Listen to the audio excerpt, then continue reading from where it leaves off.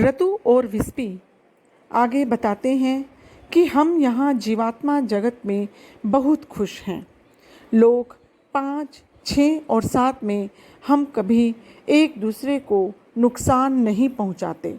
हम हंसते हैं, हंसी मजाक करते हैं, एक दूसरे को चिढ़ाते हैं और हमेशा काफ़ी उत्साहित रहते हैं। हम कभी परेशान या दुखी नहीं होते। हाँ, पर धरती पर जब हमारे प्रियजन दुखी होते हैं तो हम बहुत दुखी हो जाते हैं। लोग 4 की आत्माएं कभी दुखी तो कभी खुश रहती हैं और कभी कभी तो वे एक दूसरे के प्रति ईर्ष्यालु भी हो जाते हैं। पर इन सब के बावजूद वे एक दूसरे को इतना नुकसान नहीं पहुंचाती। हमारा एक जीवात्मिक शरीर होता है, इसलिए हमें कोई मार नहीं सकता, न ही कोई हमें शारीरिक रूप से प्रताड़ित कर सकता है। पर मानसिक रूप से यह संभव हो सकता है और लोग 1, 2 और 3 में रहने वाली आत्माएं इसमें माहिर होती हैं।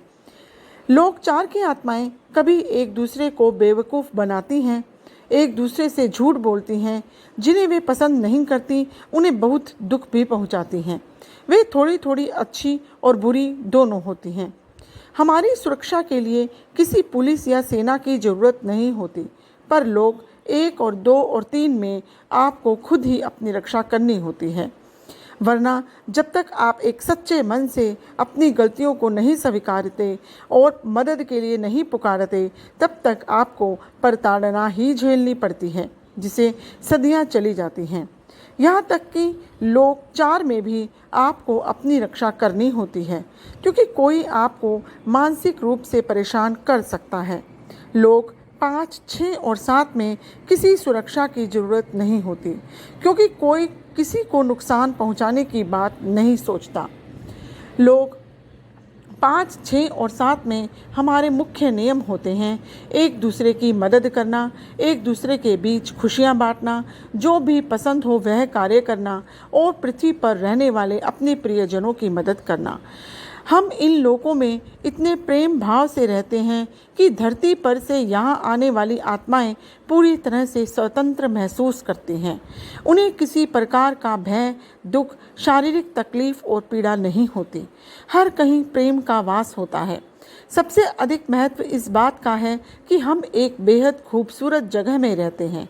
तो क्या यह उचित नहीं है कि हम ईश्वर के बनाए नियमों पर चलें, जिससे हम उच्चतम लोकों तक पहुँच पाएं? जो पृथ्वी के लोगों ईश्वर के नियमों का पालन करने का दृढ़ संकल्प करें, इस बात का दृढ़ संकल्प करें कि कभी गलत राह पर न चलें, और हमें भरोसा है कि ईश्वर आप सभी का भला अवश्य करेंगे। जैसा कि हमने पहले बताया है कि आप अपनी माँ का चयन स्वयं करते हैं, पर क्यों? आपको बार बार जन्म लेना चाहिए और कई जीवन में होकर गुजरना चाहिए।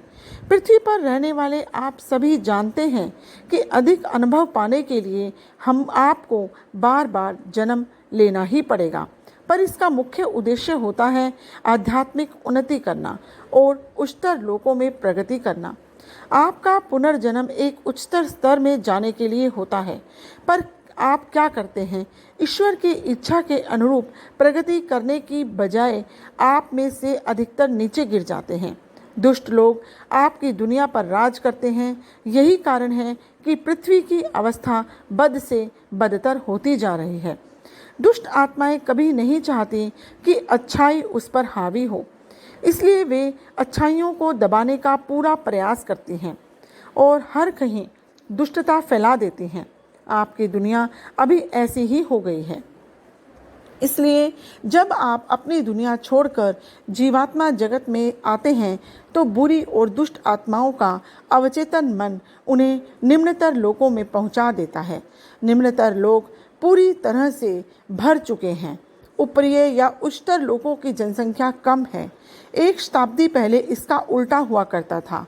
आज कई भली आत्माएं गिरकर निम्न स्तरों पर आ गई हैं, क्योंकि आपकी दुनिया में नकारात्मक शक्तियों और नकारात्मक प्रभाव का बहुत बोलबाला है। पृथ्वी के वे लोग जो मानते हैं कि वे काफ़ी सफल हैं, यह सोचकर खुश होते हैं कि छल कपट से वे अमीर और प्रसिद्ध बन गए हैं। वे दौलत, संभोग और रुतबा पाने के लिए किसी भी हद तक जाने से नहीं हिचकिचाते। जब वे जीवात्मा जगत में आते हैं केवल तभी उन्हें इस बात का एहसास होता है कि वे किस वर्ग के लोग थे और पृथ्वी पर वे कितने गलत तरीके से जी रहे थे। किसी ने उन्हें सलाह नहीं दी, किसी ने उनका मार्गदर्शन नहीं किया और तब तक तो इसमें काफ़ी देर हो चुकी थी। कुछ अत्यंत दुष्ट आत्माएं जो निम्नतर लोकों में जाने से भी नहीं घबराती, क्योंकि उनका हृदय इन निम्न अंधेरे लोकों की तरह ही काला हो चुका होता है। पर सबसे अधिक कष्ट उन्हें झेलना पड़ता है जो दुष्टों के प्रभाव में आकर बुरे हो जाते हैं। हमें उन पर बहुत दया आती है और हम चाहते हैं कि इससे पहले कि बहुत देर हो जाए वे इस किताब को ज़रूर पढ़ लें। धन्यवाद।